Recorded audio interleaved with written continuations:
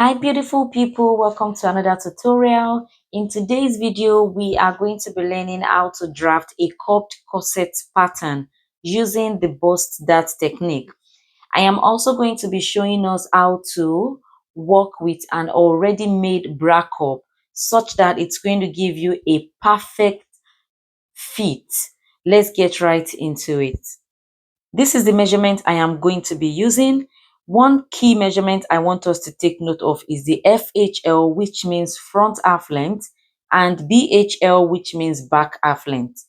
For most adults, the front half length is usually longer than the back half length, and that is because of the presence of the bust. So take note of these two measurements and get the difference. My front half length is 16, my back half length is 14. 16 minus 14 will give us 2 inches.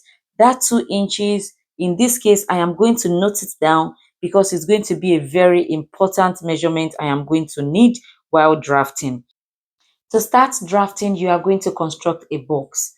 The wideness of the box is going to be determined by the largest part of your horizontal measurement. In our case, the largest part is the hip, which is 40.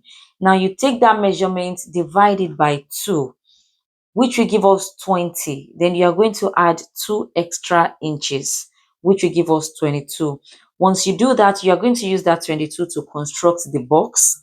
That's how wide it is. After you construct the box using that measurement, then you're going to split it into 2 equal halves. In this case, it's going to be 11 inches on 2 different sides. Then one side is going to act as your back, while the other side is going to act as your front.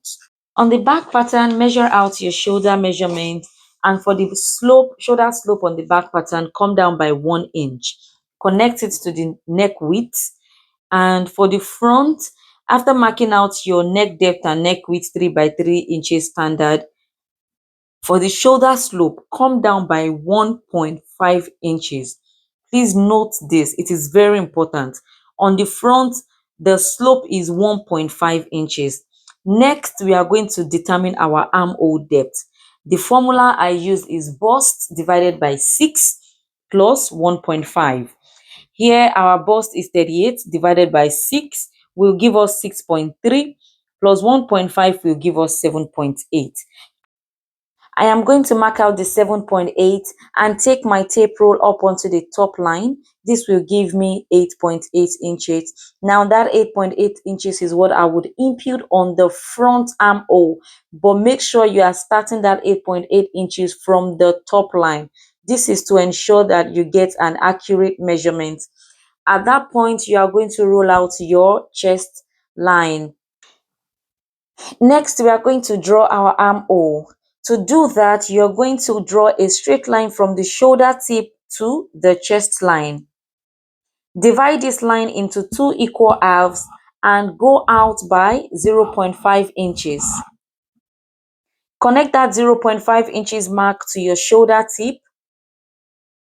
On the chest line, measure out your bust measurement and connect that point using a French curve or your armhole curve to the 0.5 inches you went out earlier. For the front armhole, do the same thing you did on the back.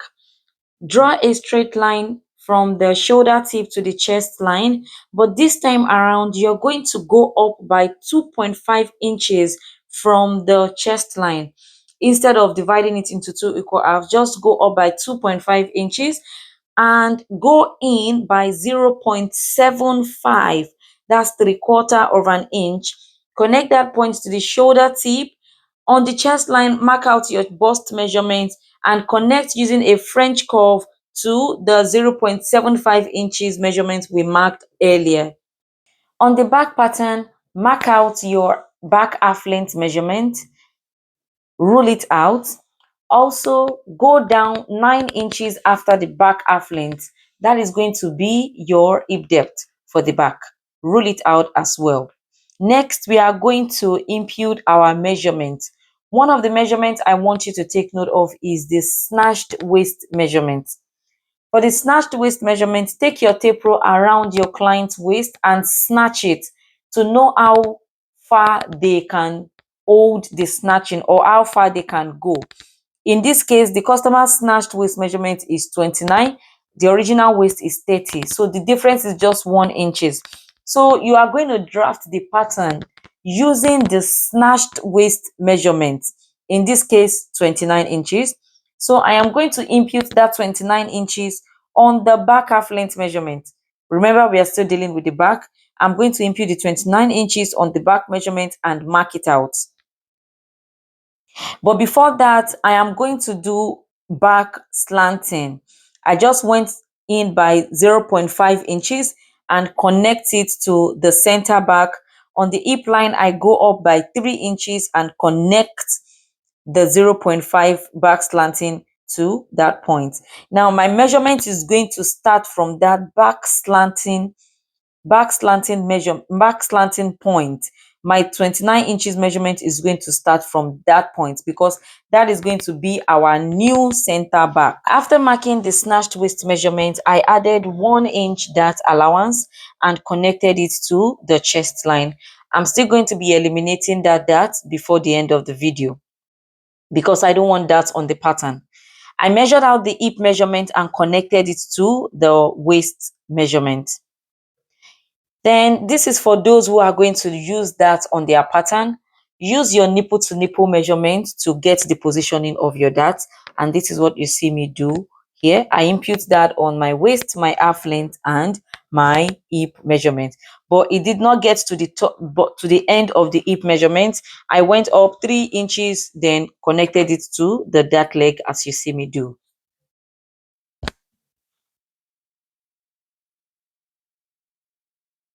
This corset, you can use it with yoke if you want, but the corset pattern, I'm not going to be making use of the yoke. But this works for you. If you would need yoke, you can use the yoke. So it's just going to be like a tube corset. Come down by 1 inch from the chest line and connect it to your armhole line, as you see me do. You can go lower than that if you pleases. So like I said, that upper part is going to be my yoke. You can use a tulle material, any other material or fabric for it. Next, I don't want my corsets to get to the hip. I'll come down 5 inch from my waistline. That is going to be my corset length. And I'm going to rule a straight line on them. Then at that point, I would come out 1 inch, then connect it to my waistline. This is because I want the corset to have a flattering effect. That's why I am giving it this extra illusion hip.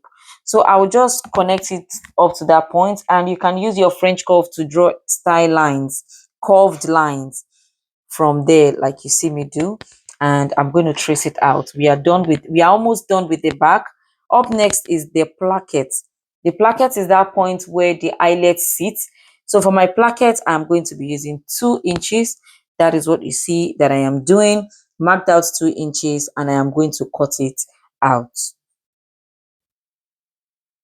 So the back is like the simplest part. Once you're done with the back, then we are going to focus on the front panel. So here I am eliminating the 1 inch dart measurement. I don't want to sew a dart because I'll be using mesh for this corset. So don't forget to subscribe to our channel. If you've learned a thing or two, kindly share to your friends and colleagues, like our videos, and subscribe. Moving to the front, you're going to mark out your bust points, your under bust, and your hip depth measurements. So for the hip depth measurement, come down 9 inches after your half length. Okay, you might be thinking the front half length and the back half length will not be the same because of the difference. There's something that would make it equal, and that is the introduction of the side dart. Okay, mark out your bust span measurement on your bust point, half length, and hip depth. Connect it with a straight line. From the bust point, come down by 0.5 inch.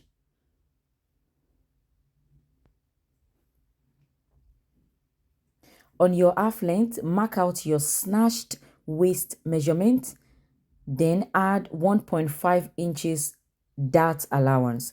We are adding 1.5 for the purpose of contouring. Then connect your bust measurement to your waist measurement. On the hip depth, mark out your hip measurement and connect. Now distribute your 1.5 inches dart measurement on both sides, which is going to give you 0.75 on each side.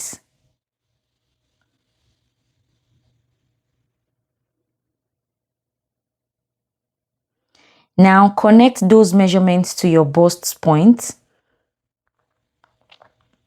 On the hip depth, go up by 2.5 inches or 3 inches and connect to the dart leg.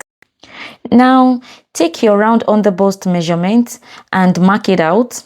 You would have excess remaining. In this point, the remaining excess is 1.25.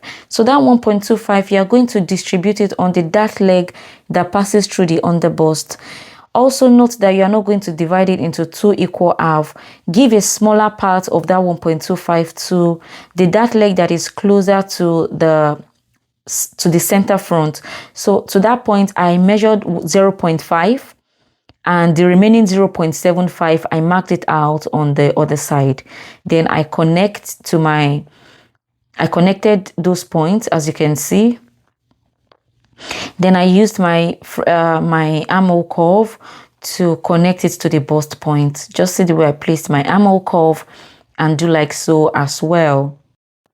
Now go to your shoulder measurement, measure out what you have and divide it into 2 equal halves. Connect that measurement to your bust point. Now remember the 2 inches I told you about earlier. Go to the side of your front measurement, mark out the 2 inches and connect it to your bust point. So I'm just going to split this paper into 2 so that I'm able to do some manipulations. So now it's time for me to measure out my yoke. So I'll go down 5 inches from my shoulder point, mark it out. So if you want a yoke, that is going to act as your yoke. So now I'm going to slash open the 2 dart legs up onto the bust point, but I'm not going to cut it through because this is where our manipulation to use our ready-made bra cup starts from. Next thing to do is to fold my bust dart, secure it with a tape, then I will reconnect my chest line to my waistline, just like you see me do there. All right, so next thing to do is to get your masking tape or your paper tape, cut your desired length, and you will secure it to one side of the dart legs that we cut out before. Now you would secure that tape from the hem up onto the bust point, just like I am doing. Please look closely.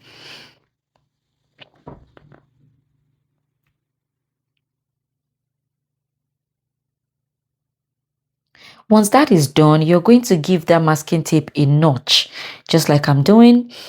This is to allow us to be able to join the 2 sides together. Now fold the center front on the side front and use the masking tape to hold the 2 pieces together.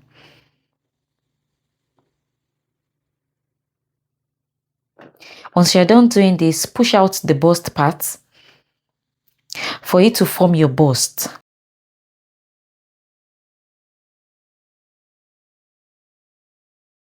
On the bust point line, go in by ½ inch, go up by 1 inch, then come down by 1 inch. This is going to form like a square. To make things easy, you can always do this part before joining the 2 dart legs together. It makes things easier, but I forgot to do it, so that's why I am doing it now.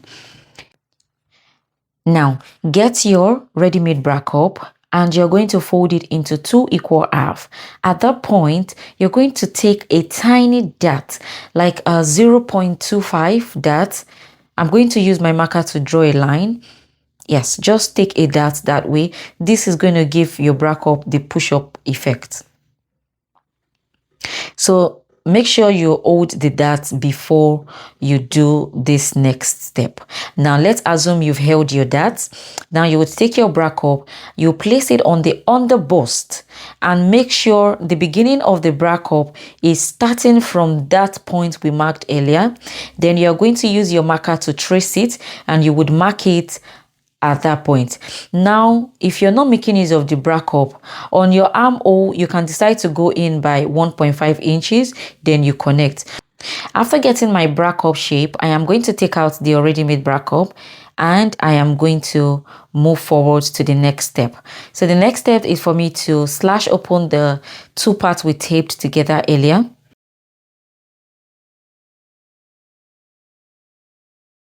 So I'm going to open the taping.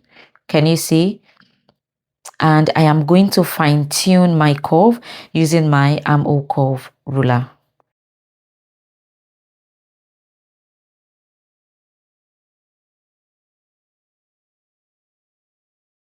So here I am just trying to show you that you can decide whatever neckline you want. You can have a sweetheart neckline. You can decide to take it to that point. If you take it to that point, this is the kind of effect you're going to have, and that is what I am drawing, like so. Okay, don't mind my drawing. It's just I just want you to have a visual representation. Okay, I believe you would understand if you take it to that point. Now if you don't, if you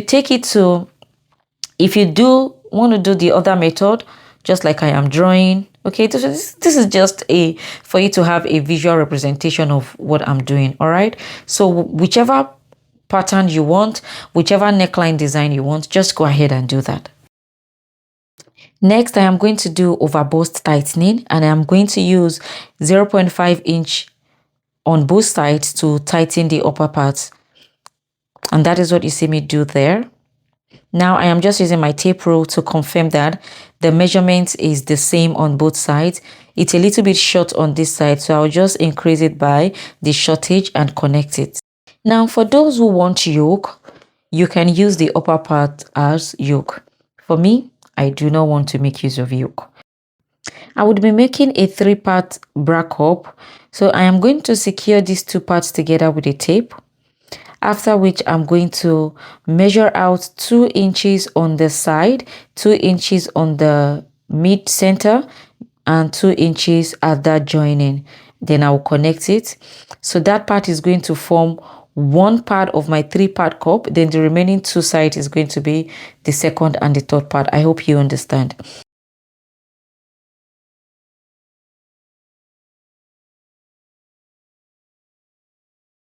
So basically that is that about your 3-part bra cup. And also make sure you label your parts so that you do not make mistakes.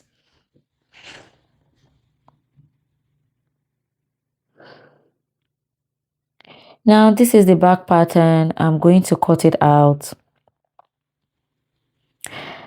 and I'm just going to transfer to my fabric.